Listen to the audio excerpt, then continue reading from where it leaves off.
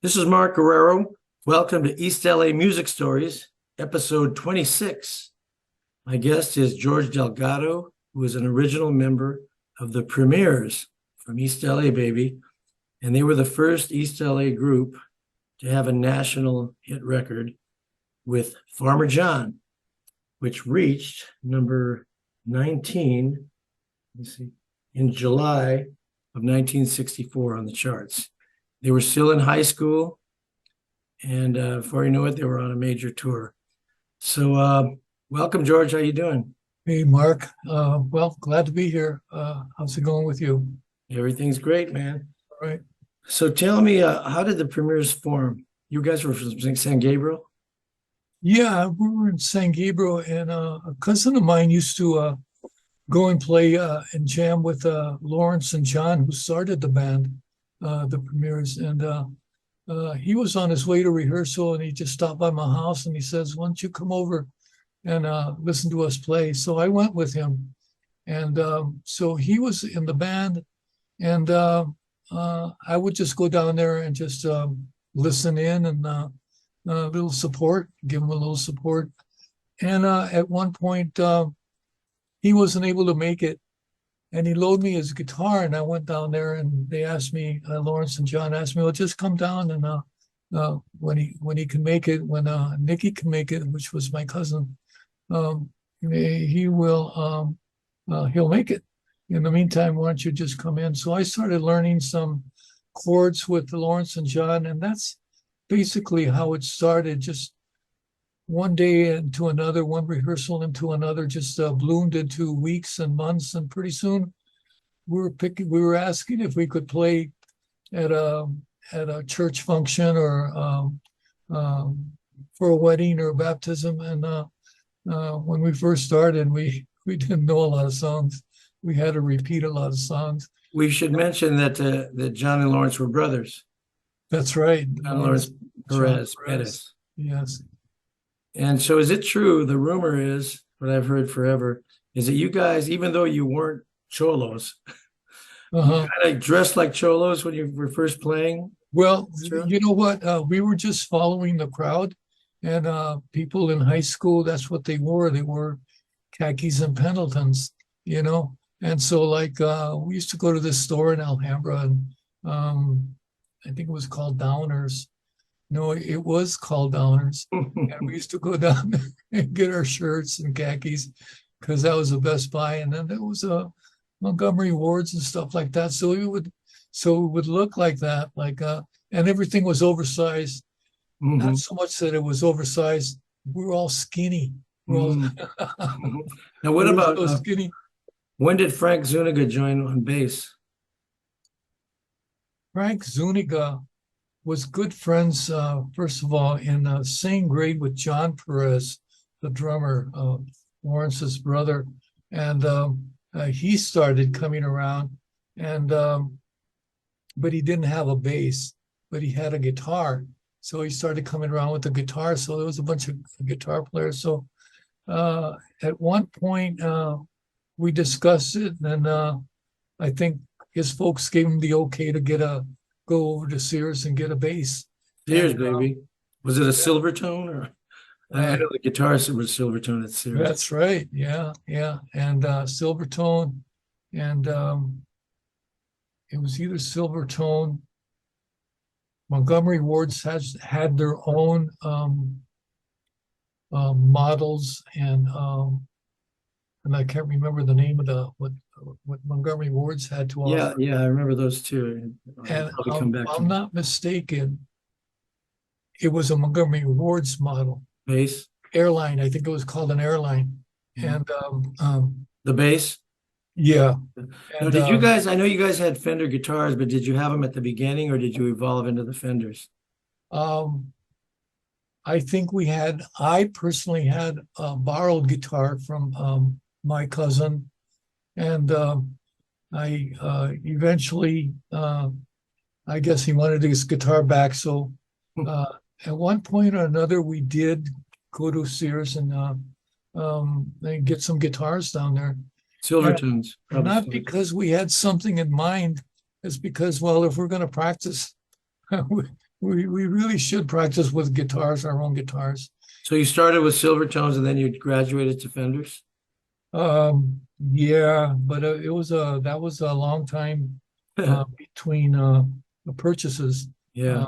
because we were just barely learning. Lawrence at one point um, he would have to show me how to tune the guitar correctly to his guitar, and and uh, and Frankie's bass. He would have to tune Frankie's bass. So Lawrence and John, they were kind of like head spearing the whole band thing, and we were just going along. And his mom and dad, the Perez's, the Perez family, we would practice down their house, and they were very, very kind to us. It was like our second home.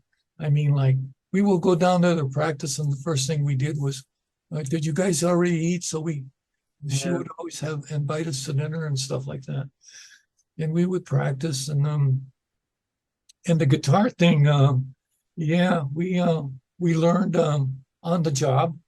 We learned on the job. There's a lot of music that Lawrence liked. He liked the Ventures, and there was other groups, country and western groups that we all liked. We all liked that old school country and western music. You played some of that too? We learned off of it because some of those chords were pretty simple, and it was right up our alley. You know, we yeah, just a bunch of songs that were hits at that time that weren't too over our heads, that weren't too difficult to learn. Were you doing any surf tunes? You mentioned the Ventures. Were you doing the surf tunes? Lawrence used to like just listen to 45s and listen to those leads, and he would show me the chords, and I would play the chords, and he would play. I remember one of the first songs we called "The Walk Don't Run." Yeah, I remember that. Yeah. And that was by the Ventures, and of course they did other songs too. What about like doo-wop songs, you know, that kind of stuff? Oh yeah, well, that was kind of like our mainstream list of songs to do, because basically it was simple, 1 6 4 5, and we did that. We didn't have strong vocals, and at first we had a singer named Arthur Rowland. Arthur Rowland was African American, is really good on stage. I remember the songs he used to do, and they were doo-wopish. And then he had his little go-to costumes that he would put on, like that song, well, I'm a long, tall Texan. He dressed up like a Texan and stuff like that, put on a show. And he was very good at what he did. I believe at one point, him and Billy had a disagreement about something. And the next thing I know, I show up to practice and he wasn't there. But anyway, we did get another singer. And so we always realized we weren't vocalists, so we kind of like did the music end of it. We did a lot of instrumentals, honky tonk, sleepwalk, that, and of course we did a lot of traditional songs that our parents grew up with. For example, boleros or the corridos. Yeah. That people like to dance to, just line dance at weddings, and that was a lot of fun. But getting back to Billy, we got to get to Billy. You mentioned Billy. The story is from when I interviewed you guys, you and Lawrence, Okay. 20 years ago or whenever it was, is that I think Lawrence's mother called up Billy Cardenas and said, "Hey, you got to hear my son's band, blah, blah, blah," because he was already managing a lot of popular East L.A. bands, and he came down to hear you guys, and he liked you, and that was the beginning of everything. So before you met Billy, you were probably playing, like you said, a lot of weddings, parties, you know, presentations, whatever. But once Billy got you, you started doing better venues. But he also, didn't he tell you, get rid of the khakis, get some suits, get some uniforms, right? Yeah, yeah. But what he didn't realize that we already were doing that. You know, we went over to Tony's tuck shop so we could get tuxedos and play at weddings. You know, Mhm. we never played like that, like we did dress up like we were going to school. You know, For no, weddings, you get dressed up better. we put it. Yeah, we did that. But his first impression of us is that's all they wear all the time. You Mhm. know, and that's not true as far as uh, doing our gigs. I think his point was try to look as good as you can, you know, and we're going to be doing this. You're going to be playing here, and you're going to be playing there. So try to look as good as you can. And so at that point, yes, under his direction, we were able to, um, different shirts, a sport coat, and this and that, you know. The reason I brought it up is because that's what Brian Epstein did for the Beatles. They used to dress up in leather jackets and everything, and he said, "Drop that, put on suits, look better." So that's why I brought it up because Billy had the same idea as Brian Epstein. That if you want better gigs, dress better. So that's why I kind of brought it up. And John Lennon was Yeah. not happy about it, but they did it, and it paid off. It was just things to do for what they were, for what Epstein had envisioned for them. Just like Billy, he envisioned you're gonna be playing in suits and stuff at the big union or the little union or here and there, the Roger Hall, the Gigi Hall, and he wanted to maintain uh, I believe it was called dress nice or something like Yeah, that. yeah, yeah, Yeah, yeah. Guys wear ties and yeah. but that wasn't just for musicians, it was for the crowd, Yeah, at the bottom of the poster it would say, "Guys wear ties, girls dress nice." Yeah, yeah. So he had big visions of and if you knew Billy, you knew he had big visions, whether they come to fruition or not. At least gonna like take a chance, take a chance, you guys. Like he'd put bands together, like whether it was to play at the Rainbow Gardens or Bel Air Rollerdrome or sometimes San Alfonso's, he'd put together the bills. But then there were other people, Sam Nevada at the Little Union and Paul Carlin at the Big Union and the Montebello Ballroom. There were different promoters, but so what I'm saying is he didn't promote all the dances, but he promoted quite a few, especially the ones with his bands, which included my band, Mark and the Escorts, the Blendells, people he was working with, Cannibal the Headhunters, the pageants, the Atlantics, he had the Sisters. He had so many, Ronnie and the Casuals. He had so many groups that he had going. It was amazing. Those were the times. Those were the times that when almost every band played with each other at one time or another, because there was a lot of them. And I do remember the Sisters, and they came over to practice with us, and we backed them up a couple of times. And it was just a community of musicians, in a way of speaking. It was you would think that San Gabriel or East L.A. are totally different, but eventually we wound up playing with each other. We got to be good friends, Well, this is a good time to show some of these flyers. I gathered up some of the flyers that my band and your band played together, but also some that you were on that we weren't on. Okay. And here's one. It says Romancerettes and Supremes present benefit dance featuring the Little Heartbreakers, the Heartbreakers, two more of Billy's groups, with Cradle Rock. The Heartbreakers had a popular record called Cradle Rock. Yeah. The Premiers Band and the Rhythm Playboys. And Cannibal was in the Rhythm Playboys before he was in Cannibal the Headhunters. Yeah. He was probably on this gig at the Gigi Hall on Broadway, March 7th, 1964. And it says here, boys wear ties, girls dress nice, just like we said, from 9 to 1 in the morning. It's a teenage dance, mind you. And donation, they had to say donation, $1. But anyway, here's the flyer. Well, you, And they misspelled premieres, yeah, primers. yeah, it's funny. You could buy a lot of stuff for $1, you So know, that's one gig back there. then, 64. Now Gee, here's my favorite. This is I love this. This is at the Montebello Ballroom, Friday, July 2nd, 1965.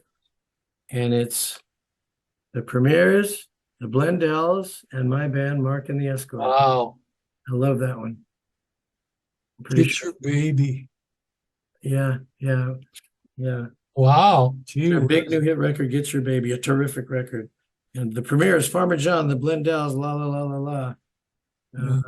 And so anyway, at the bottom, you can see the next show they're promoting, which has Little Ray, Ronnie and the Casuals, the Progressions, and the Ambertones.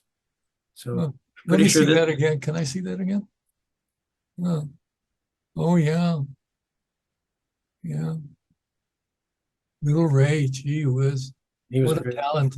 And so that was a great thing there. And then this one is a Montebello Ballroom, 3rd of September, probably 65. And it's the Premiers, the Blue Satins, Mark and the Escorts, and the VIPs. The VIPs later became El Chicano. And that's this one here. Well, yeah, I remember that. VIPs, Mickey Lesbrun. Yeah, and Mickey Lesbrun. Yeah, he used to hang around with you guys in the early days, right? Before He lived down the street from where we used to practice. Yeah. He used to come over and hear us practice. Mhm. And they're announcing the next week's shows, and it's got the Midnighters, Land of a Thousand Dances, and Whittier Boulevard were their records at the time. Little Ray, the Ambertones, and the Progressions. $2. It was more expensive than the Gigi Holler. So here's another one. This is the classic. It's inflation. This is the famous West Coast East Side Review at the Shrine Auditorium. Jeez. Look at this lineup. They weren't all Billy's bands, but a lot of them were. Yeah. And it's February 21st, 1965, $1.75 to get in, $2 reserved. And the other side of that fantastic flyer had all our pictures on it. Isn't that cool? Wow. Yeah. So that was great, man. You know, Atlantic's Mark, just a side note on the name of the band. Mhm. As I was thinking about, things to respond to or just to add. Mhm. Well, John named the band, but when he named the band, he didn't call it the Premiers. He called it Premier.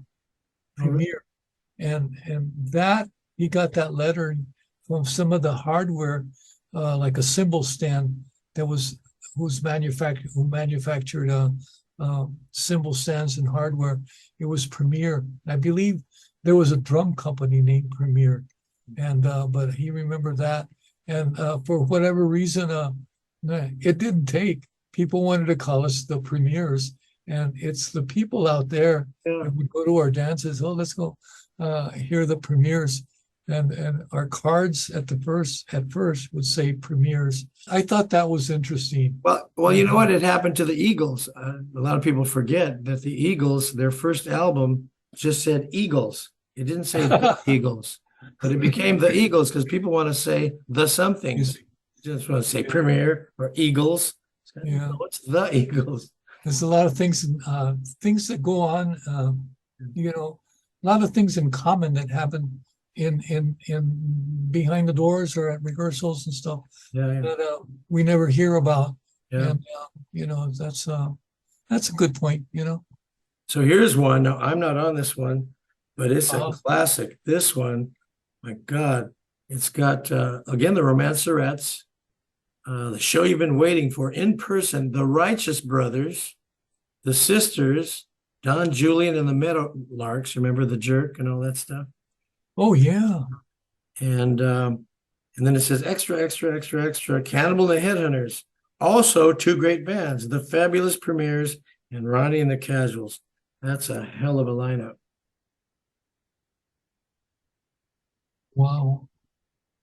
You know, if I could take you back a little bit, uh, Mark, I remember when we were doing a tour down south. That was after um, the Dick Clark tour, and we did it. I forget if it was some big city in Alabama, could have been Montgomery or one of those, and we did see a lot of the um, civil rights things that were going on down there. Mm-hmm. But one of my biggest memories is that, like, me and Tony Duran, we said, "Hey, let's go say hi to the Righteous Brothers." They were on the same show, and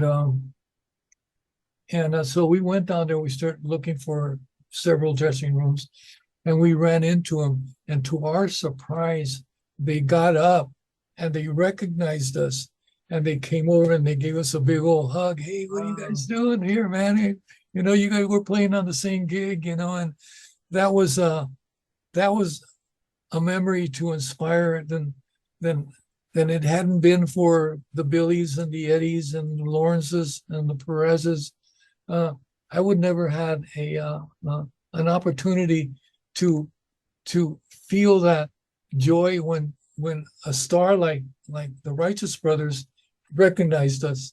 You know, we already had Farmer John, but we didn't think of ourselves. We were actually starstruck. We didn't actually think we were stars or anything. But they got up and they took us like they had known us for years and years. And now that you mentioned that they were on the same venue as some of our East L.A. Groups, it's brought back an explosion of memories like that. Did you say that? Did you say that that happened down south? That incident? Yeah, it happened down south. It was in Alabama. Now I have an idea about this. I think one of the reasons that they were so loving is, you know, the Righteous Brothers, you know, have a lot of connection to Chicanos and Latinos, you know, because they were in Orange County. And when they were young, they used to sit in with a group called the Rhythm Rockers with the Rillera brothers. Okay. Rillera and Barry Rillera and their brother who was a bass player. They had a band, and they were Filipino and Chicano. I remember that. So they were around a lot of Wow, Latinos, yes. and so they had They were good musicians too. and they related to us, and so I think that was part of it. They go, "Oh, Wow, Mike, homeboys, baby." that. I kind of forgot that, but I do remember that. Yeah. So tell me about Farmer John. I know Billy brought the Don and Dewey record. They had put out the song Farmer John, and he said, "Hey, Yeah, record this and tell me the whole story of that." I'll tell you what I can contribute, okay? Because this was Billy's idea. That was his baby. And when he shared it with John and Lawrence, and told him to change it around a little bit, make it a Louie type beat, Lawrence and John got on it right away, and everybody else just followed in. And Billy kind of led us along with that and showed it to Eddie Davis. And he said, "Okay, come in and record it." And as far as I know, I remember when we went to Billy's house and he played us the record, the original Farmer John record from Don and Dewey, which was a B-side to a hit they were already doing. But it didn't sound at all like our Farmer John, or was it Neil Young who did it? Yeah, you later did it, yeah. In the late 80s. And And he did it the Premier style. he rocked it up a little bit more. No, but it was your style, not the Don and Dewey's. It was the No, same exactly. crew. Yeah, sure. Yeah, I get you. Yeah. And so this was Billy's idea, and he had that in his mind, and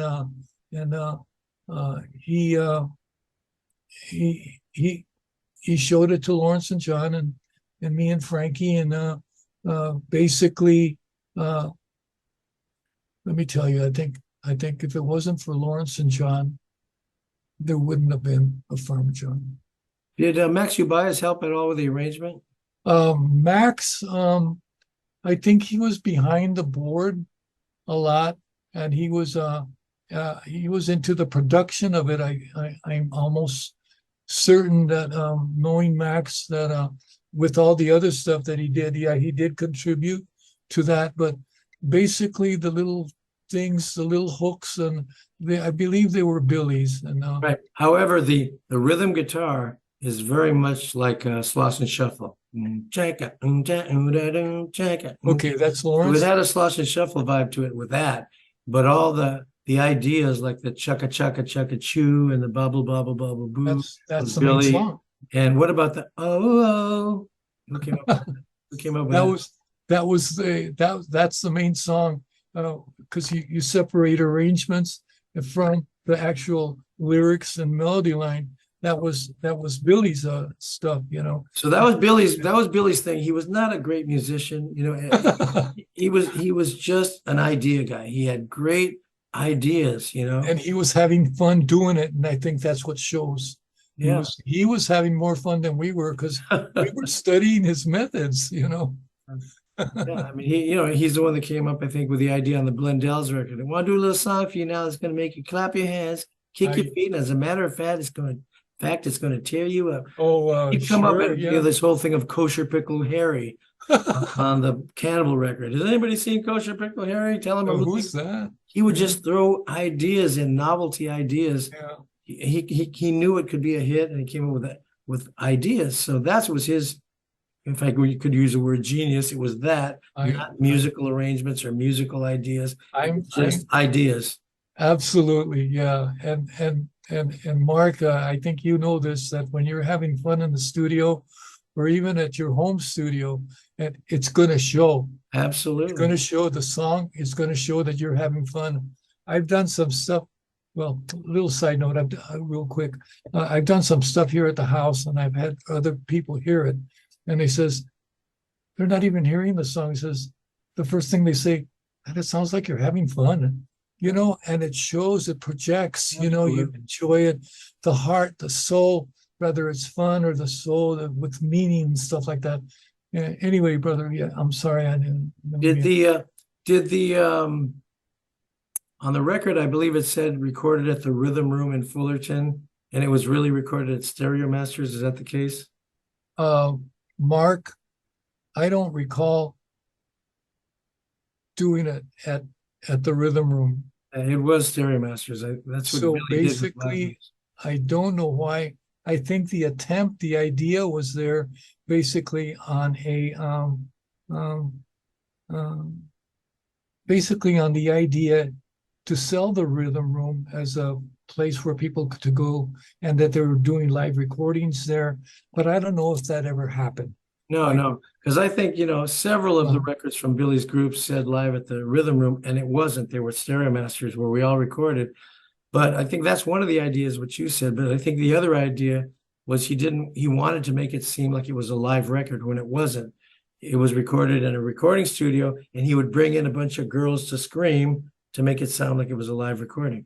As far as I know, that's about the most closest thing to the truth, because we did go down to Stereo Masters and record all that stuff, including the album. Who did he bring in? Was it like sometimes you bring in the Chevelle's car club, a female car club? Yeah, I remember the girl named Margie. She was the president of the Premiers Club and the president of a lot of clubs, because it was she had a lot of members. But getting back to that,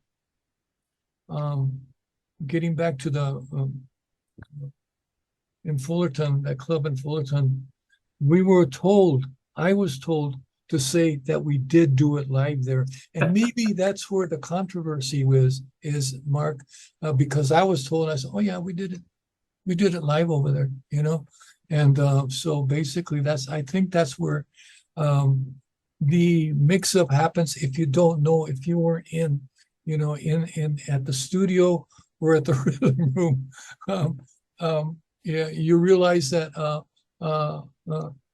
it just didn't happen there, right. and it was.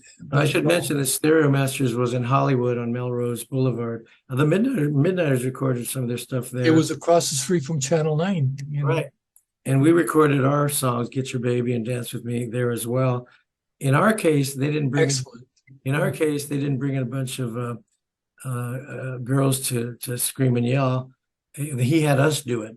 So after we did the record, he had us all stand there on the mic and just yell out stuff, just yell stuff. So it's really funny. That makes the record sound fun too. Wow. That's one of the appeals of that record to this day. Yeah. That you hear all these people yelling in the background. Yeah. He wanted all his records to sound live, I think the whole idea of just a bunch of young kids like that going to what? You're going to a studio to do what? Right. Did you guys actually play dances at the Rhythm Room? We did a couple of gigs at the Rhythm Room, but I never played there. I never went there, but I know a lot of you guys played there. And I do recall one thing. About when we played there.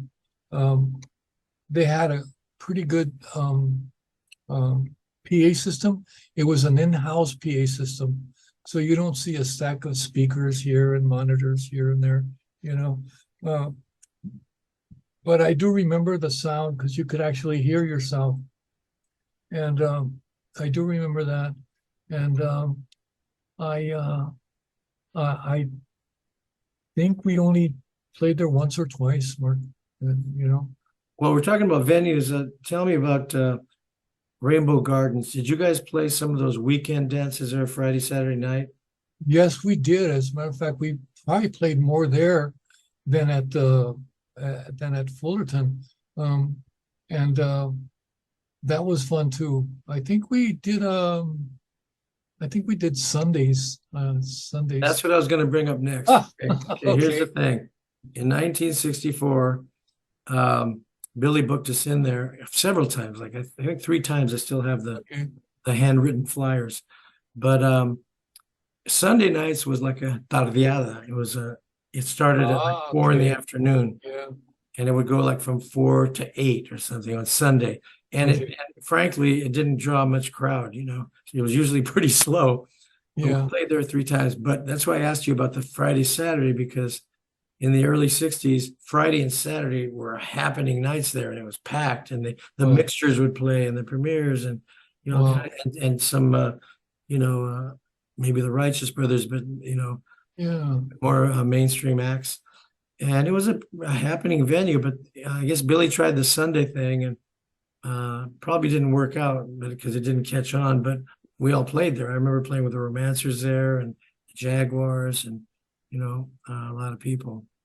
I do remember it was a kind of a big place, if I remember correctly. Yes. And I think the sound was pretty good.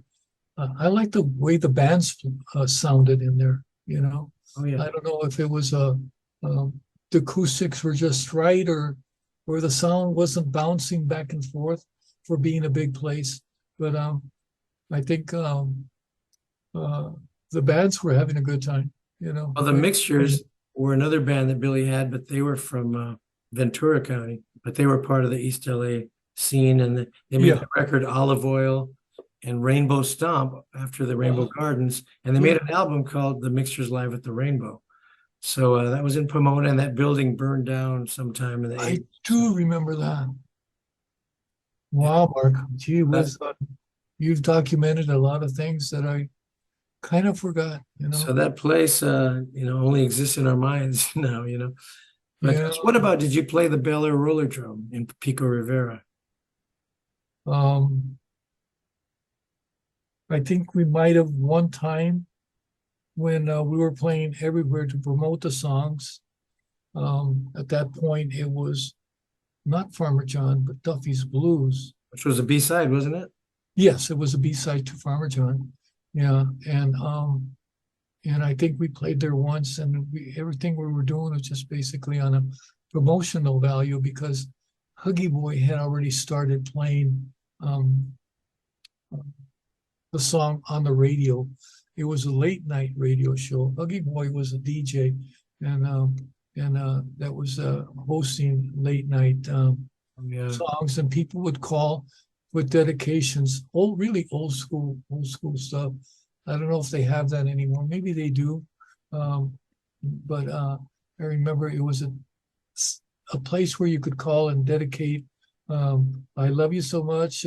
Could you play the song I love you so much to Marie and Rosie and guys would call and all that went on until recently with Art LeBeau kept that going till he passed away a couple of years ago. He's dedications and all that. We played at the Bella Roller Drum once also, and we played with the Blendells. That's where I remember it. We really liked the Blendells. We were like 2 years younger than the Blendells, and you guys were a couple of years younger. Yeah. And I remember playing with the Blendells there one time, and they were really great to see. They were a really tight little band. What other venues did you play in East LA before we go on to the other stuff, the touring? But do you play the Big Union, the Little Union, Montebello Ballroom, St. Alphonsus Auditorium? I remember, the one thing I don't remember is playing at the Gigi Hall. I have a flyer saying that you did. Yes, you're absolutely right. I have no recollection of that. I can relate. There's things I have no recollection of, and to this day, I don't even know where it is. But I know where the Roger Young is, because everybody was playing at the Roger Young except the Premiers. And then one day they booked us for they booked a couple of bands at the Roger Young for New Year's, and we played there. And I remember, we finally played at Roger Young. Cool. Getting back to Farmer John, you mentioned the vocal situation. It was because, like you said, you guys admittedly weren't strong lead vocalists, that you guys did kind of a Lawrence and you sang it in unison at the same time. It was me and John, and I think Lawrence was there too. 3 voices?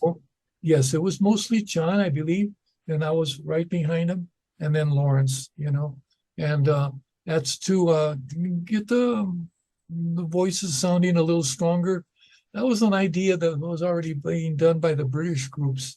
The Beatles, for example, the Beatles, if you really listen to their music, they doubled a lot of vocals. But as far as a gang vocal, another example of that, remember the Outsiders, Time Won't Let Me?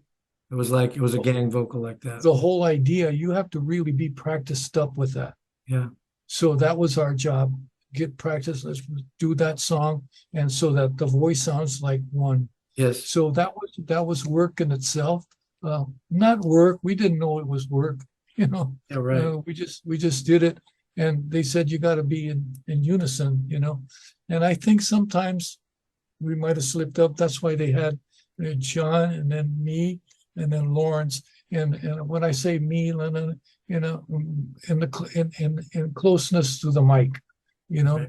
Because John had the strongest voice, So when the record came out on Faro Records, which was an Eddie Davis label, we haven't talked too much about Eddie Davis, but he was the other half of the situation. Billy would often find the bands, room the bands, work with the bands, kind of produce the bands. And Eddie Davis owned record companies. He had like 8 labels: Faro, Rampart, Gordo, and all these East LA groups were recording for those labels. And so yours came out on Faro, Faro. And your record was the first one where they came up with the idea of putting your pictures on the label of the record. That was brilliant. Yeah. Because I remember when I bought that record and I see you guys on the label, you guys became instant celebrities. Because then when you'd see you guys, those are the guys on the record. Holy shit, they're stars. It was a great idea. So then he started doing that with the Solace Brothers, putting them on the record, your picture, and some of the other groups.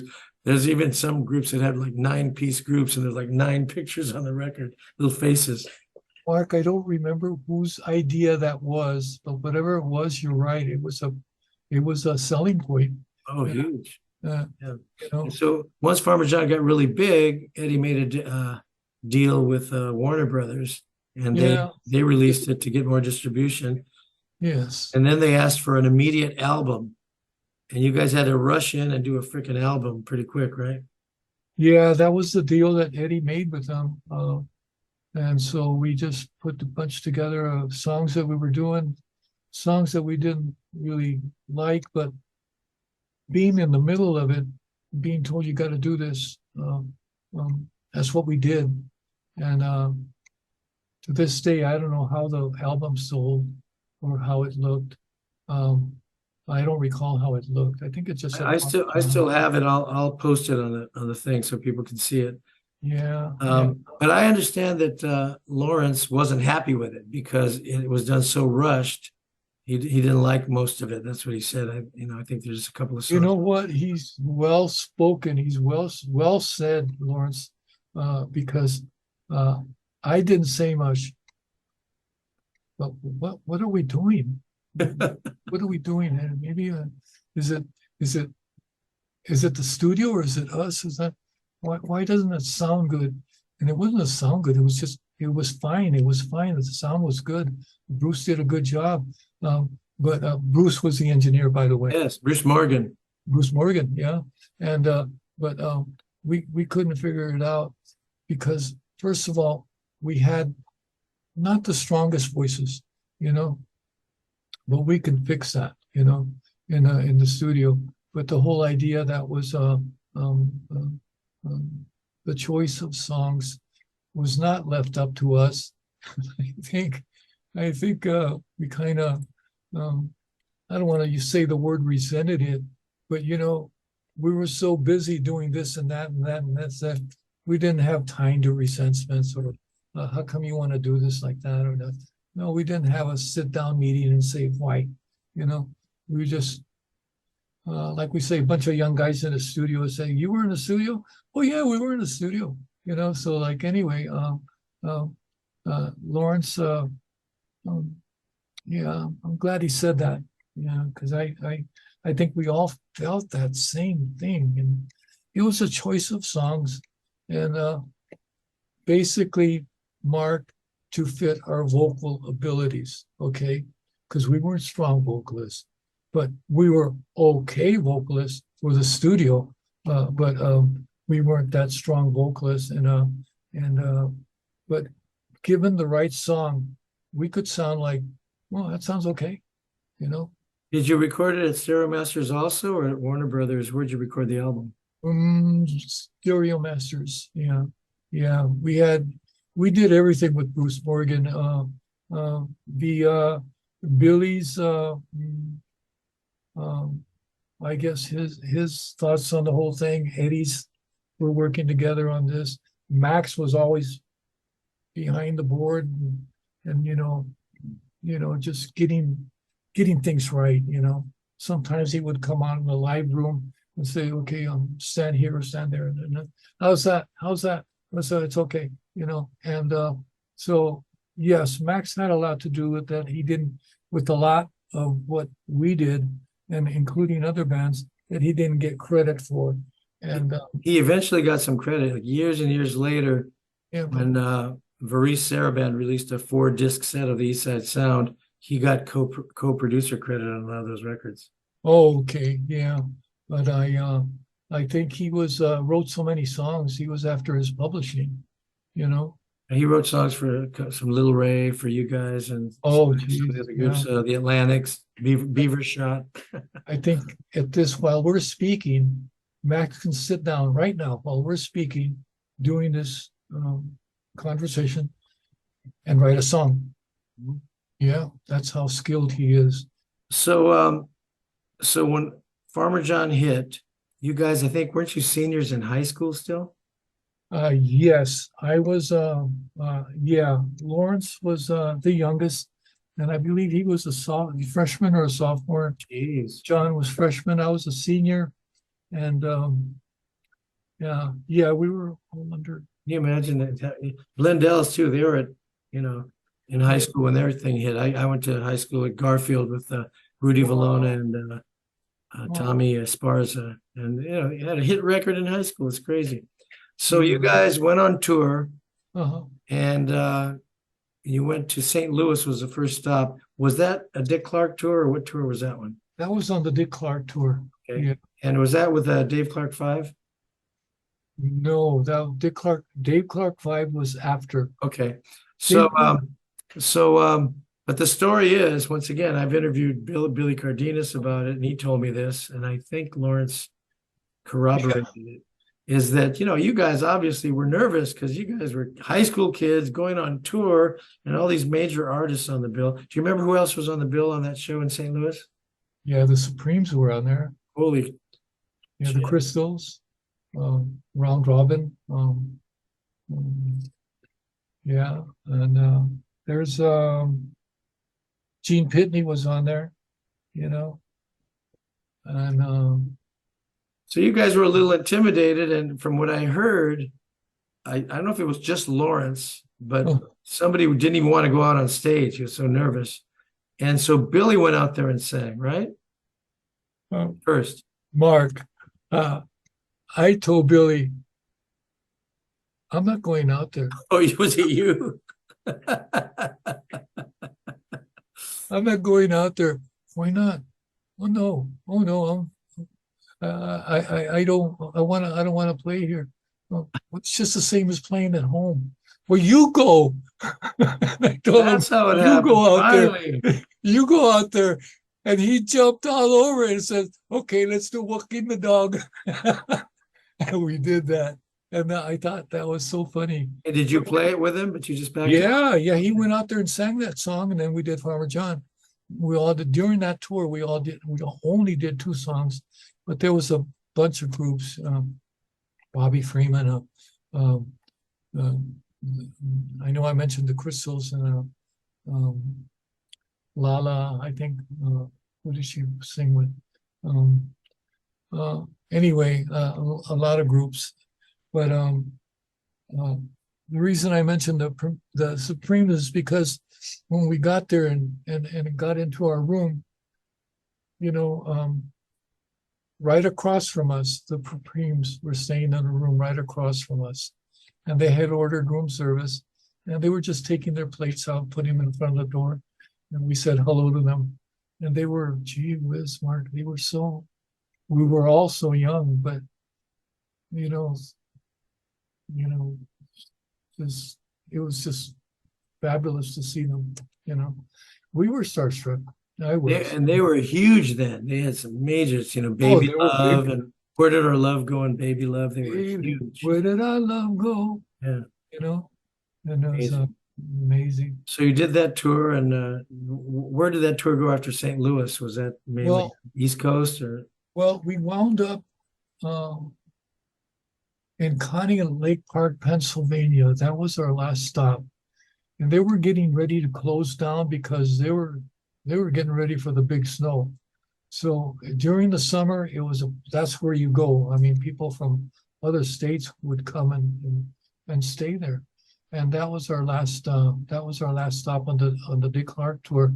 And at that point, we were treated really nice because we were staying there for about 2 or 3 days after the tour, waiting for somebody to pick us up. I think it was Eddie Davis. Eddie Davis was going to come out and pick us up, or Billy, I forget who. But anyway, they came to pick us up. We wound up going to New York and met with Cannibal and the Headhunters. Wow. In New York. And so we did a short tour with them.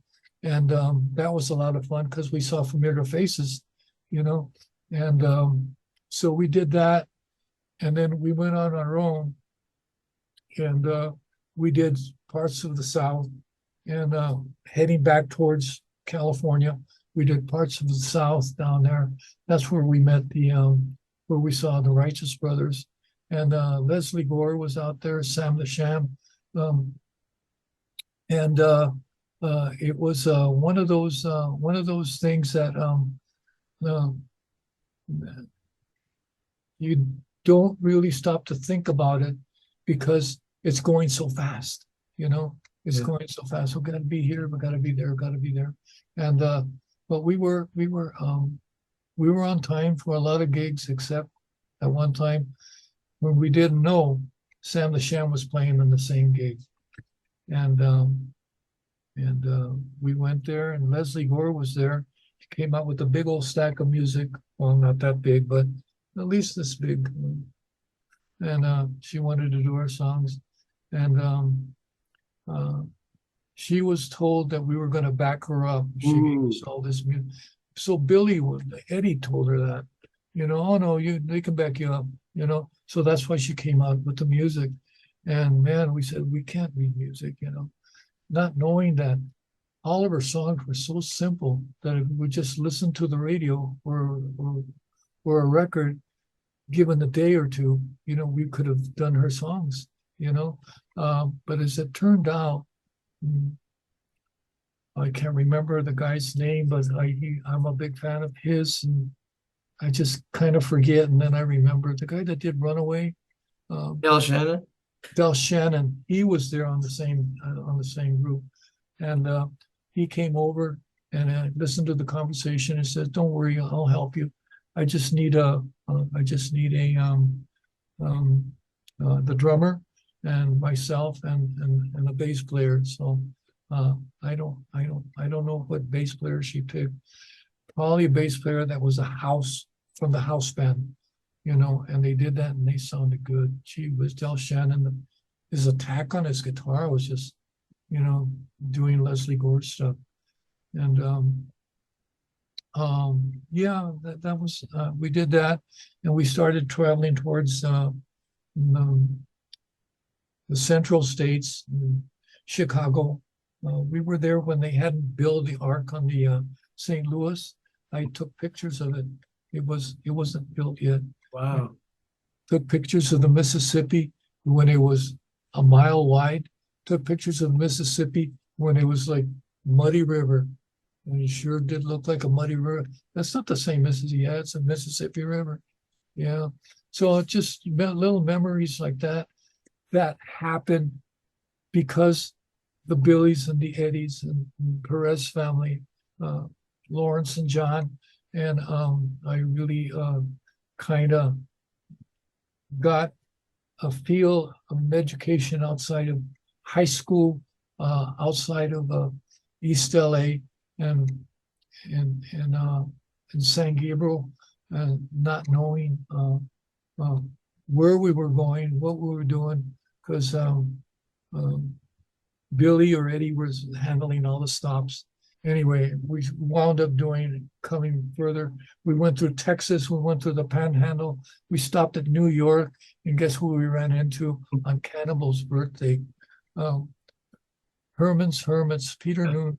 And he came over to visit us, and we were having cake, ice cream for Cannibal's birthday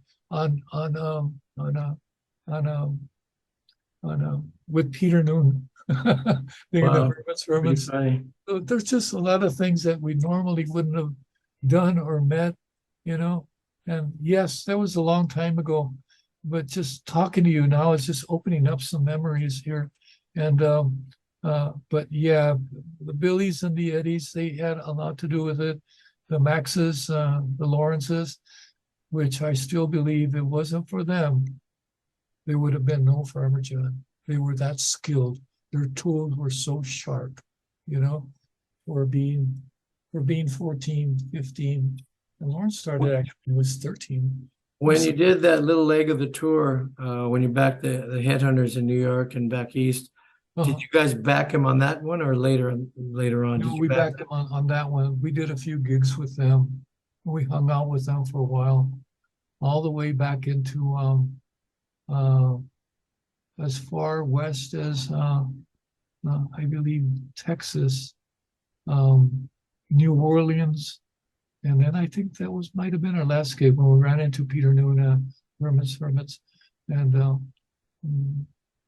yeah, but we did about 10, maybe 15 gigs with them. Well, it must have been, like you said, very comforting to be in New York. You guys are kind of scared and young, and it's like, wow, here's some more friends from East L.A., baby, that we know. And you guys probably bonded more like a family, even, together out there. Well, we were glad to see some familiar faces. And then even though when we were here in California playing together, they were doing one venue, we were doing another.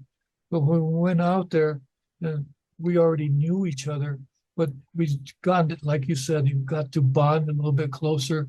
This friendship, styles of what you like, and we realized at that time we're still learning, and because Frankie, Cannibal, he knew a bunch of songs I never heard of, you know.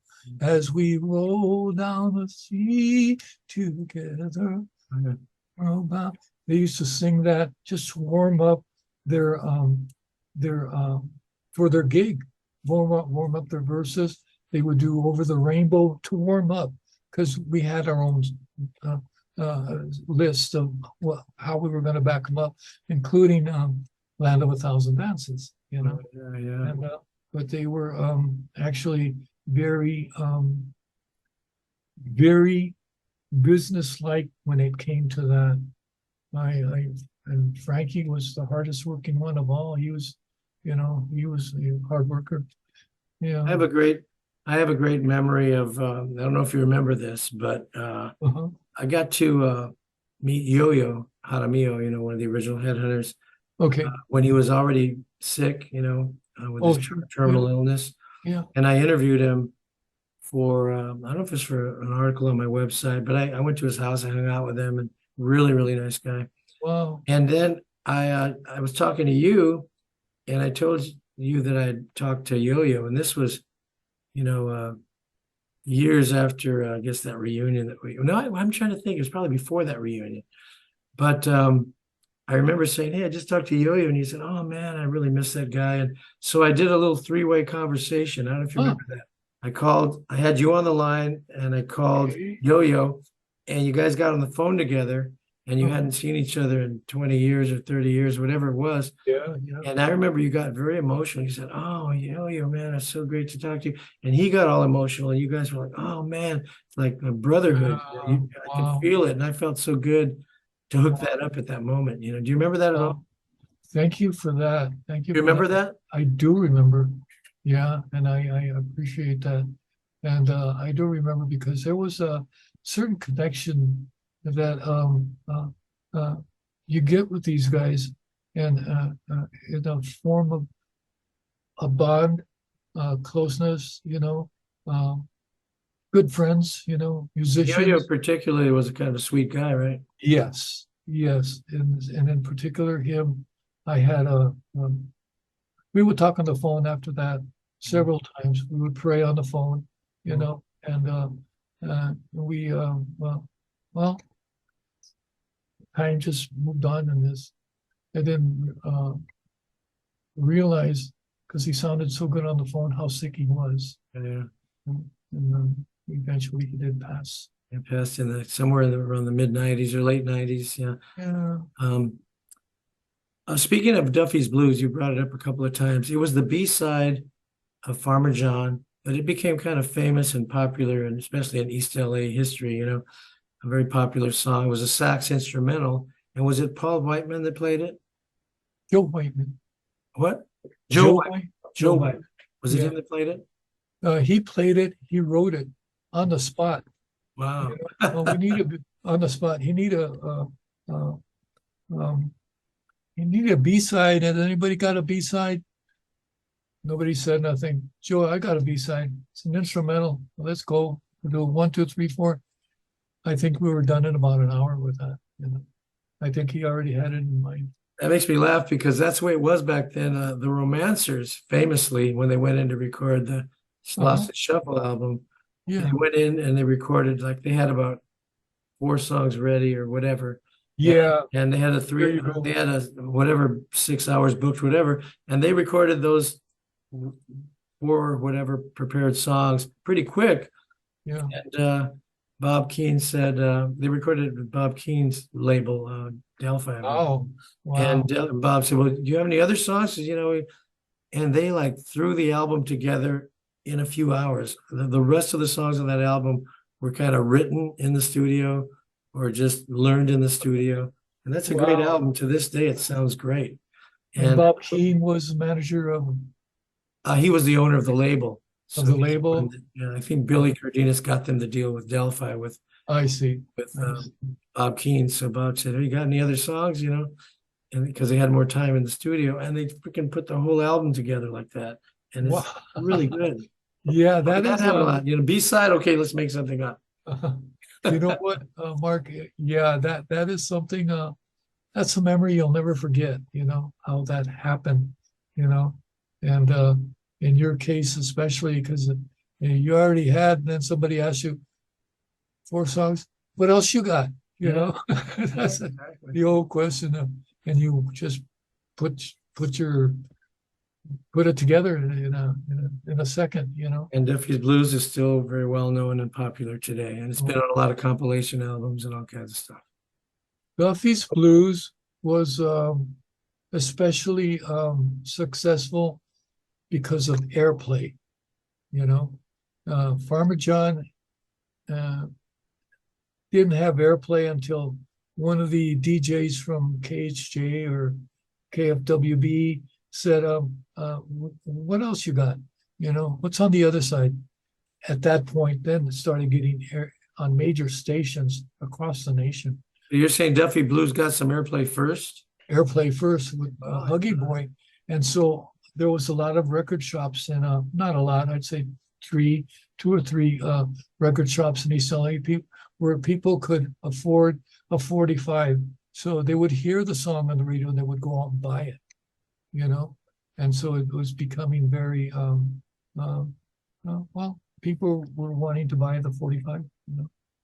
So let's talk about the other tour, the one where you toured the South and with the Headhunters, and you opened for the Rolling Stones, for God's sakes, and the Kinks and the Zombies, and tell me about that tour. Well, it was one of those things that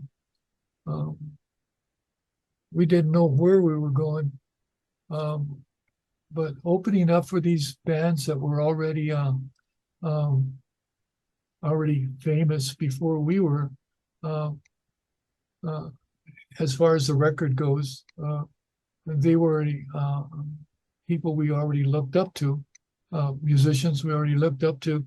And I remember just hearing them backstage. I would be hearing them, and they were just not a group that was named for was booked for the records. They were actually entertaining. They were entertaining. They would talk to the people. So we were learning. We were learning from them. We talked to the people, open up, talk to the people, be nice, thank them for coming over.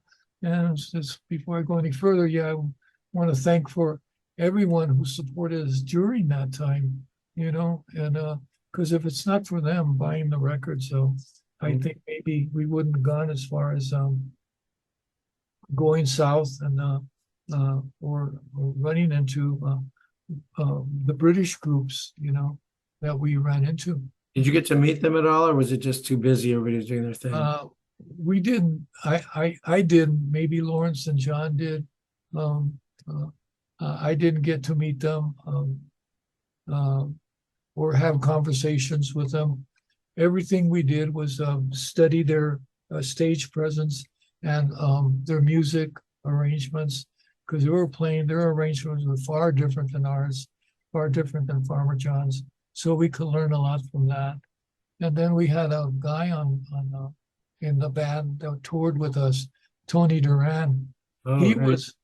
He was, you would think he came on board as a saxophone player, but he was an excellent guitar player. Yeah. So he kind of knew what they were doing. He would teach us. We would sit down and when we had time, and he would start playing Beatles songs. And how did you do that, Tony? Oh, is this easy? And he started playing And I Love Her. That's one of the first Beatles songs I ever, because it had a little guitar hook in the beginning. Da, da, da, da, da, da, da. I give her all my love. And that's the one, in case people. So are you saying that Tony Duran did that Southern tour with you when you opened for the Stones and stuff? Yes. Now, let me say something about Tony Duran. Tony Duran is an extremely talented guy. Oh, Guitar extremely. player, sax player. He played with you guys. Later in the early 70s, he was in Ruben and the Jets with Ruben Guevara, and they were signed to Frank Zappa's label and had 2 albums out. And he played with Cannibal, in the mid 70s, some of the club gigs in L.A. Yeah. And I remember meeting him way back, like in '64. Mark and the Escorts. We were playing a house party in Echo Park, and for some reason he was there, and he came over and and handed him my guitar and he played a Beatles song. He played Anna, remember? Anna, da da da da da da da da da. So right away I said, this guy's good, And later on he went on to do all these great things. Extremely talented guy, great Yeah. player. And sadly he passed away. When was that? Maybe in the 2000s, Yeah. he's been gone at It's least been a while. 15 years, yeah. But very talented guy. So tell me about the sort of the racism that you guys in the South. There'd be the separate bathrooms for black and white, and certain restaurants black couldn't come into. And you guys got caught in the middle because Robert Jaramillo of the Headhunters has said that they didn't know which one to go in. They felt like, well, we're not black, we're not quite white, but they usually had to use the black. Now, what do you Well, remember about that? we knew about the civil rights movement. We knew about Dr. King, and we knew what he was going through, how he was beaten up and thrown around. So we thought, this, what are we doing down here? And when we did see that white only, it was for real. Black only, white only, it was for real. And so you could question, where do we go, being right in the middle of this, or not being white or African American. But at any rate, we didn't find any problems with us going into a white restaurant and sitting down. But Eddie was with us. Eddie was with us. And he says, go ahead. That's the first time when I down south and asked, I wanted bacon and eggs with hash browns. Well, we don't got hash browns. What do you got? I think it was called like little circular potatoes that they use. And they put bell pepper and stuff like that. That's their hash browns. Were grits. Yeah. I never had grits. I went down there and I had grits. So wow, it's okay. I'll have grits.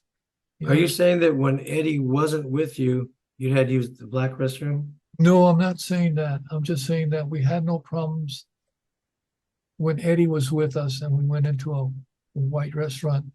A white restaurant? I thought you said restroom. Oh, okay, yeah. Restaurant. I don't think Eddie ever left our side when we were down south. He just wanted to know where the heck we were. That was his job. Yeah, we're talking the deep South, like, Alabama, Louisiana, Mississippi, deep South. Yeah. And we were in Florida too, Jacksonville, and we were treated really nice. We had the banana, and Yes. Frankie said, "I want to go get some beer." Okay, well, where's the liquor store? We'll go in the banana and get a. Well, let's talk about the banana. The banana was a station wagon, right? It was yellow. It was a limo station wagon, and we put all our stuff in there. We all fit, both the headhunters, Cannibal and the Headhunters, and the premieres, and our equipment and our clothes, everything. So it was a pretty big dude, And a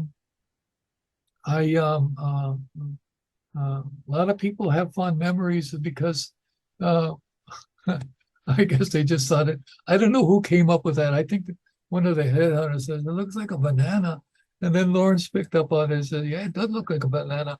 Well, let's call it the banana." Came the banana. We didn't want to say it was a limo. I don't know Yeah. why people would think we're high and uppity now that we're driving in limos. Yeah. No, we went in a banana, So Too yeah. funny. Since we're talking about sort of racism, I wanted to mention that at some point you guys backed up Little Ray on a lot of live shows, and Little Ray told me this, and I've heard it. I think Lawrence talked about it too. That you guys backed up Little Ray at the Santa Monica Civic, and now we're talking about mid '60s. We're talking about '65 or so, and that was on the West Side. That all of us bands, we played the East L.A. circuit and mainly on the East Side, and so this was on the West Side. And Ray told me that when you guys came on, the all-white crowd pretty much started jeering at you guys and saying, "Oh, beaners," and blah blah blah. And then you guys proceeded to kick ass because Ray is such an incredible singer and performer, Little Ray Oh, Jimenez. yeah. Oh, And yes. you guys were rocking behind him. Yeah. And after a song or two, they're right on board with you guys because you won them over with your talent, you know. And do you remember anything about that night? I do remember, and I do remember the performance especially, because there's a lot of negative stuff that you're going to hear, you know, you know, in the back room or in, next door, and so I kind of phased that out because I was more concentrated on doing the gig, playing because I was a limited musician, I only played rhythm, and I knew I had to back up not just Little Ray but Lawrence and John and play with them, not fumbling and guessing. But I think Lawrence mentioned that he heard a few jeers and things like that. But once we got going, all of a sudden one person starts clapping and another one. And they totally got into it. That's because of the combination of things, the acoustics of the room. The acoustics of the room, I think, had a lot to do with our performance and Lil Ray's skills and talent, and Lawrence, who never missed it, and John, who never missed a beat, And if I may add one more thing about in that same subject, I remember playing, and I don't remember. You remember Bobby Hebb or Yeah, Sunny. Yeah. Sunny, thank And you for the sunshine. there you go. And we did a gig there, and it was a packed house. After the gig, some girls came to get some, and guys with their girlfriends, to come to get some autographs. We were backstage, and so we're doing autographs back there. And she says, "This is the first time that a white crowd and a Mexican crowd ever got together in the same room." Wow. Yeah, and this was in Texas, and I never forget that because they were mingling like they knew each other, like they'd done it many times before. But I remember her saying that this is the first time the whites and the Mexicans ever got together and danced together at a dance. Oh, by the way, let's talk about you were on the Dick Clark show. You were on freaking American Bandstand. Okay. Let's talk about that. Were you guys nervous on that? National TV? Actually, it was so well coordinated. We didn't. We weren't. I think the anticipation of it kind of like, but not to the point where, oh, I'm so nervous. I don't want to go on. Billy, you go on. Yeah. But was that when it was shot in Philadelphia before you moved to L.A., or did you do it? No, this was in L.A. This was Okay. on Prospect Street. I've seen the clip of that. It's on YouTube. Anybody out there, if you want to see it, premieres on the Dick Clark show, American Bandstand. And you guys were cool because I remember he interviewed you and you guys answered and you didn't seem nervous. Yeah, we were. I think still between very shy and humble, and trying to fill in the gaps as far as questions go and stuff like that. The questions were very simple, But you didn't seem nervous. And, if you're nervous, I don't care how simple the question is. You might have a shaky voice or seem nervous, but you guys didn't seem that way. Yeah. I was going to ask you, did you do any other big TV shows, national shows during the Farmer John time?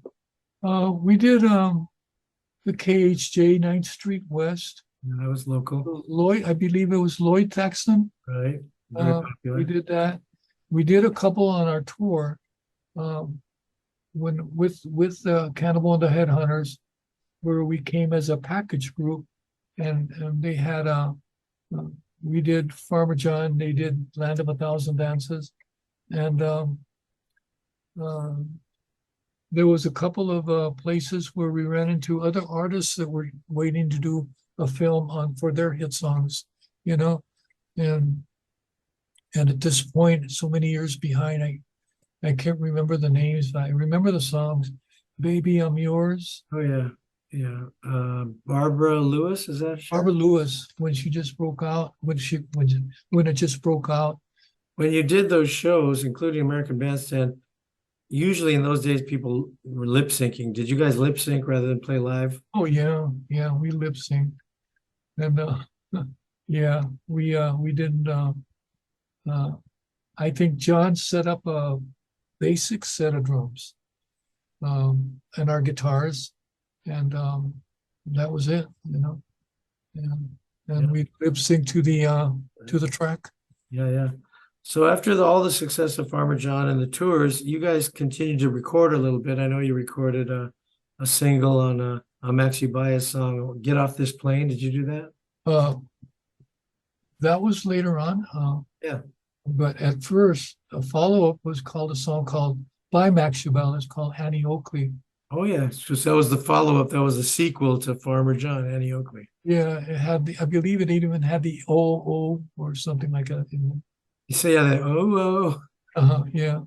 And I that and The old sequel, right? After Land of a Thousand Dances by Cannibal the Headhunters, their follow-up was Now Nini Now Ni Now Now Ni Ni. wow.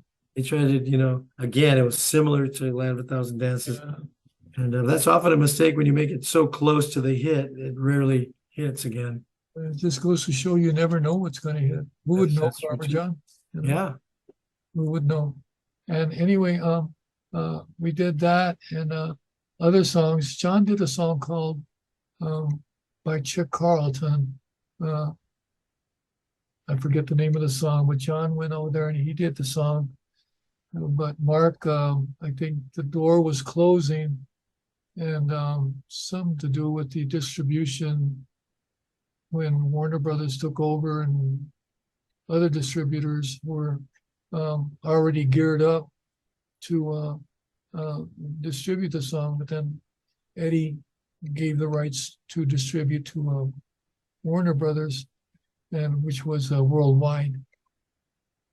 And The Vietnam War comes into play. Of course, it had already been going on, but yes, Lawrence wound up in Vietnam in combat. And how about any of the other guys get drafted? Frankie Zuniga, the bass player. Did he go to Vietnam too? Yeah, he was out there in Vietnam. And that's funny. Some of his cousins too, Frankie's cousins, were over there, and they were, I believe they used to call them rugrats or they used to go into caves and to see if any enemies were down there. And I talked to his cousin one time. He said he was so scared. He was so scared because you never know what you're going to step on or who's there in the dark. In fact, I have it here in my notes from the interview I did 20 years ago with you guys. Frank Zuniga was drafted and went to Vietnam, where he was assigned to artillery. Okay. And he was replaced by Billy Watson on bass. Right. He was a good bass player, formerly of the Rhythm Playboys. In 1968, Lawrence was drafted and also went to Vietnam, where he was a machine gunner in a ground unit. So these guys were in serious combat, That ended the premieres. That was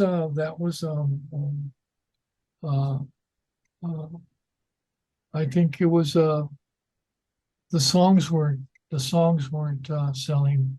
And getting back to Max's song, "Get on This Plane," I co-wrote that song, and he that song didn't do anything, but for whatever reason, Max is told me to go ahead and register with ASCAP or BMI, and I did because he was getting checks for "Get on This Plane," and he says, "Go on and do it so you can get a couple of pennies," and so I did, and that's been a few years. And I don't make enough to quit my day job, but Need some money? Get a few checks, and some of them are kind of pretty big. And Yeah, it's been on some compilations, and people know that song. yeah, but it was because Max must have told me about 20 times, register, because he's getting checks already. Well, but again, the popularity was waning, God knows Yes. what reason, whether the company distribution or whatever. But again, it was the Vietnam War that ended it because once they were gone, they were gone. You know what I mean? And did you and John didn't get drafted, or what happened with you and John? We at that point they went into the numbers, the Oh, number the lottery. That's what happened to me. lottery, and the lottery, and if you selected a big number or a little number, you wouldn't get drafted. Yeah, if you got a low number, you're going to get drafted. I was lucky. I was 1A for a whole year, and I came up with Wow. number 324. There's no way they were going to get to that. Wow. So I was I wasn't 1A. I was uh, 1F or something, only in case of war Hmm. in the United States. And but I got a big number and I didn't. Well, that's funny. Probably they didn't consider. Remember, they didn't consider Vietnam a war because it was they called it a conflict. It wasn't like World War I, World War II. It was this. I forgot what they called it. It wasn't officially a war. Yeah, it's all about Crazy. what they call democracy or the lack of. Yeah, Um, yeah. It probably had more to do with natural resources, like most wars. they say war is a good money maker. Oh, and plus it's profitable for Yeah. the big money people, corporations. Anyway, Military industrial complex, like Dwight Eisenhower said, beware of that. Still there. But we're getting real political here, but hey, why not? Yeah, and it was short, and Lawrence would come on leave, and we'd have a couple of jam sessions, you know. But you're right, that was the end, because Lawrence was the leader of the band. Him and John started the band. It was their band, you know. We might say now that John Perez just passed away about 6 months ago, very recently, Yes. and Billy Cardenas passed away last year. Oh, yeah. Yeah. Yeah. And, So in the mid '90s, I have a great memory of this. There was a big reunion of all of us. It was at Lawrence's house in where was it? Ontario? Where was it? it was Ontario. Yeah. Yeah. And I went with Chan Romero, just of Hippie Hippie Shake fame. Chan and I went down there to his house, and all original four premieres were there. Frank Zuniga even came. All three surviving original Headhunters came: Yo-Yo, Rabbit, and Scar. There was the bass player from the Jaguars. What's his name? Tony Carroll, I believe. Yeah. Me, Rudy Valona of the Blendells. There were just so many East L.A. musicians that showed up for that. Ernie Hernandez, my drummer from all of my groups in the 60s, he came down and he videotaped some stuff. I have some videotape of it that I need to get. Wow. I need to get it on YouTube. Anyway, so there were some great things. So in this house, Cannibal the Headhunters, the original guys, sang "Land of a Thousand Dances" with us backing them up, and they actually got down on the ground and did the rowboat, in the living room. So they're doing their hit record in the living room just for like 20 people or whoever many were in there. And then you guys did Farmer John, and I got to jam with Rudy Valona and Andy Tesso. Andy Tesso of the Romancers was there. And Andy, I looked up to him when I was starting out. He was a big influence. Rudy Valona was a big influence. Right. Yeah. I used to go to his house and he'd show me some licks. And Wow. so they were like a couple of years older than me. And so to be able to jam with the two of them, it was the three of us. I have that on video as well. Was a thrill. So you were at that event too, right? I was at that event, and I saw the guys there that I hadn't seen in years, and I know Yo-Yo was already sick, and just had a good memory walk, good walk down memory lane. And you knew Chan because you guys had backed him up on an album before that, right? I knew Chan, and I didn't back him up on the album. Oh, you weren't on that album. I didn't go there. I didn't go to that one. But how did you know him? Did you do other things with him? I knew Shan because we did a gig that Art Hernandez put together in Irwindale, and he invited Shan to play there. And I knew at that point I started knowing who Shan was, and the hippie shake story, and especially when Beatles recorded his song. Yeah. You know, Did you back him up on that gig? um, I believe he had his own band. Mhm. You know, being a singer as strong as he was, you really didn't need a lot of backing of I bands. know. What a voice, man. Yeah, he's got a killer voice, you know. And but other than that, I'm kind of um uh, in touch with him and not so, but over the years, it's just too many gaps of not staying in touch, you know. Yeah. Yeah. And, but uh, I remember him fondly. Yeah, he's a And great guy. Still around, man. He lives not too far from me, just a couple miles. yeah, Um, so then I remember I interviewed you guys for a museum project I was working on. It was a Seattle museum called Experience Music Project. It was a right. huge thing called American Sabor, Latinos in U.S. Popular Music.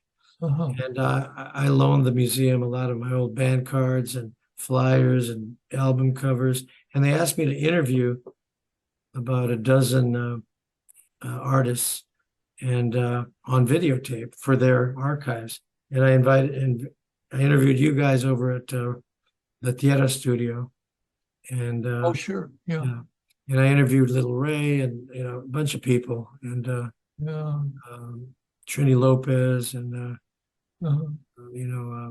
Fred Sanchez of El Chicano and I believe the Salas brothers. So anyway, but I remember interviewing you guys for that. Do you remember that time? Yes, I do. Yeah. Yeah. Yeah. That was great. It was not Frank. It was just Lawrence, John, and you. Yeah. Yeah.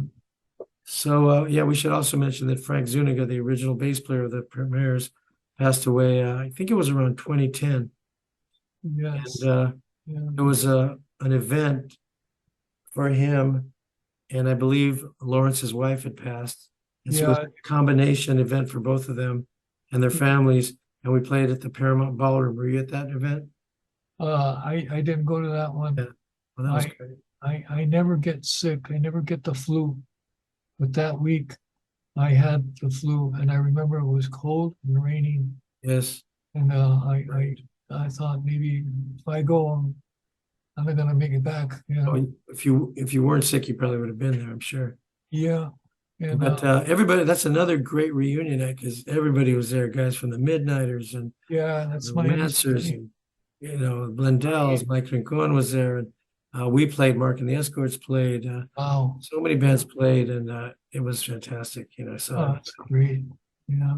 But anyway, yeah, that's my understanding is a lot of people went to that event it was packed.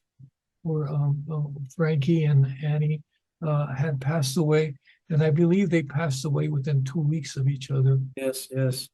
Yeah. As I remember, like we did a set, Mark and the Escorts, and on one song we did La La La, and Mike Rincon came up and played with us, so that was cool.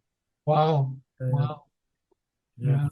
As a He's matter of still fact, playing. as a matter of fact, I just talked to Sal Murillo yesterday, the lead singer of the Blendells, Yeah. and I told him that I'm going to be singing La La La La La with Los Lobos next week in 3 shows.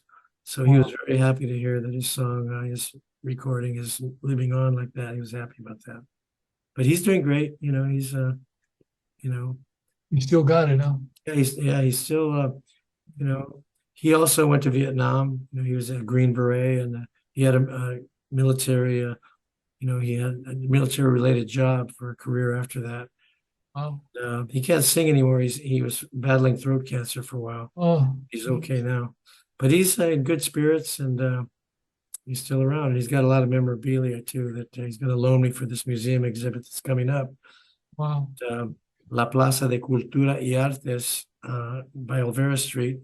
It's going to Uh-huh. be an exhibit called A Great Day in East L.A. and it's going to have all kinds of East L.A. history and memorabilia. I know I got a little handbook from the Dick Clark tour with all the stars that were on it, Wow. but I moved so many times I couldn't tell you where it is. Wow, that would be great if you can find it. It's got a bunch of little pictures, And it's just a small one, the size of a wallet, but thicker with pictures in it, you Mhm. know. Cool. And it's got Paul Peterson in there and um, Gene Pitney um, and all the stars that were on there. And Cool. I do remember the Dave Clark tour also. They were I took pictures of that with me and the Dave Clark tour and with Steve, with Mike and Dave. They were real very shall we say very real friendly towards us, you know. Oh yeah, let's take a picture, you know. Mhm. As a matter of fact, who was on that same tour was Mission Bells. Oh, Donnie Brooks. That's right. Yeah, he was on the same. He was on the same gig. And as a matter of fact, we saw Donnie Brooks on part of the Dick Clark tour too. You know, when Dick Clark wasn't emceeing, Fabian was emceeing Oh, wow. Dick Clark tour. You know, Interesting, just for people that don't know who these, somebody younger that may not know the difference between Dave Clark and Dick Clark. right? Dick Clark had American Bandstand. He was a television personality and Yes. record guy, whatever, music guy. Yeah. And Dave Clark was a British group, the Dave Clark Five. Yeah. They were the second group to be on Ed Sullivan after the Beatles. They were the second group that came over in the British invasion. And they That's had a right. few hits in the mid-60s and then they faded out. But Yeah. they were very popular at that time. So we I, keep saying Dave Clark, Dick Clark, and if people don't know the difference, they are different things. yeah. I know. I wanted to mention that time that you saved my bacon when I had a gig at a beauty pageant in L.A., a very high-paying gig, and I was playing guitar and keyboard on that, and I brought my keyboard, but I forgot the AC plug that was specific to that keyboard. So I got Huh. to the gig and I go, oh crap, I can't use the keyboard. And I called you up and you loaned me a keyboard. You even came down and brought it. Do you remember that? Yes, I do. Yeah. I think she was over by I City of Commerce is where it was. City of Commerce, right there where they have the big outlets out Yeah, there. yeah. In fact, it was at Stevens Steakhouse. They have a big, room behind there where they had the beauty pageant. Yeah. And to this day, that's a huge East LA venue where Chico plays and the Midnighters and Blue Wow. Satins, and yeah, it's a huge, Jeez. popular East LA venue to this day.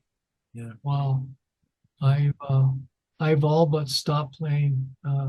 I'll play a little bit, but you just here at the house. I haven't made a connection with anyone up until Mike and Glenn called me. Mike and Glenn from the Blendhouse and said, "Hey, are you still recording?" Not since the COVID. Everything shut down because of the COVID. Yeah, But for a long time you were recording in your home studio a lot. Wow. and he says, "Well, when do you think you might be doing this?" Well, we can do it anytime you have time. But right now I'm going through chemo, and then I had a heart attack. Wow. So I'm on medication, and so I gotta. So he says, "Okay, when you get over the chemo, just give us a call." So occasionally we stay in touch. You know, kind of how are you? So you have like one more chemo session left? Is that what it is? I just did one last Tuesday. That was my fourth one. I got 5 and 6 to go. Okay. You know, that's through December. So the beginning of December, and then 3 weeks after that, I'll do the last one. And then I think she's going to wait a while. My doctor's going to wait a while, and then and I don't want to talk too much about this one. Then she'll give me a CT scan, biopsies, and all that kind. And then she'll tell me, well, we got to do some more, or you're in remission. This is the second time I've interviewed you because years ago, I'm talking about maybe 2007 or something. Uh-huh. I interviewed you as part of a show where I interviewed like 8 different East LA artists in one show. It was Wow. it was Andy Tesso, Max Ubias, Rudy Salas, Scar of the Headhunters, Yeah. Richard Scar Lopez, you, and Ursi Arvisu, and all in one show. It's like little segments. It was great. Wow. Do you remember that one? I do remember that one. I remember it really well, because I was at that point nervous, that I can recall and retain, recall and retain for maybe a later question, because Yeah. I'll have memories of junk. Then when it comes with the questions, I I can't remember, you know. No, but But I think you're a really good interview, man. Like I told you, you're a good storyteller, you're articulate, and I think you do a great job. yeah, I saw Ursi about 2.5 years ago, where Mickey Lesfront backed her up with Bobby Z. Do you know Bobby Z? Yeah, isn't he a keyboard player? Bobby Zarada, I think. I Is he a think keyboard player? yes, Yeah, yes, yeah, I know who excellent, he is. and singer. And so he'll pick up a couple of. He can do it by himself, but he'll pick up this particular day. Ursi was coming, and so he called Mickey, and so they did a jam. They called me to jam with them. So I had a great time. I had a blast that day because I wasn't so rusty. I was still I was still playing a lot. But Mickey's top notch. Hey Mickey, how do you do that? And Mickey's been back with El Chicano for a few years now, and it's doing great. Yeah. And Mickey's he's he has health issues. He's Yeah, doing I know. yeah, and he's but I saw his him the other day. They played here at one of the casinos out here. I live in, near Palm Springs, Cathedral City. wow. And they played at the Fantasy Springs, and I went down. They sounded great, and I did talk to Mickey, and he was telling me about his illness. Yeah, Wow. but he Yeah. played great. He was great on stage. Oh, he's great. He's top notch. Yeah. I So, but I would like to ask you this question. So, just tell me, just in general, how you feel about being part of the East LA music scene of the '60s, and how you feel about the fact that you got to experience that and be a part of it, what it was like for you. um I feel included. I feel included. But as far as the music goes, it's always gotta music's always gotta is first. It's always gotta go forward, whether it's British or country and Western. The newness is what makes music, Mhm. and to say that I'm uh, more connected in one genre than the other, and my head is always full of hooks and lines and Mhm. arrangements. It's always and me and Max have talked about this, and he's always got his mind full of what's next. So Yeah. that's basically it. Whether I say I'm connected, I feel welcomed, I feel comfortable with it, and but on the other side, it's got to move on, and a lot of today's musicians are moving on. So I set up a little studio at home where I'm constantly doing something, you Mhm. know, um, even if it's just a half a song or this song. I just wrote a song. It's called Something New, um, and another song called Sometimes I. Um, uh, and they're not finished, but they'll get finished because the concept is there. But to stop there and say, I'm a part of this field, this genre, no. I'd like to play Dave Brubeck's Take Five, you Yeah, know? right. Well, it's part of life, right? You got to keep moving, whether it's musically or keep moving physically, moving your body and Yeah, moving forward. And that's what it's about. Keep moving. yeah.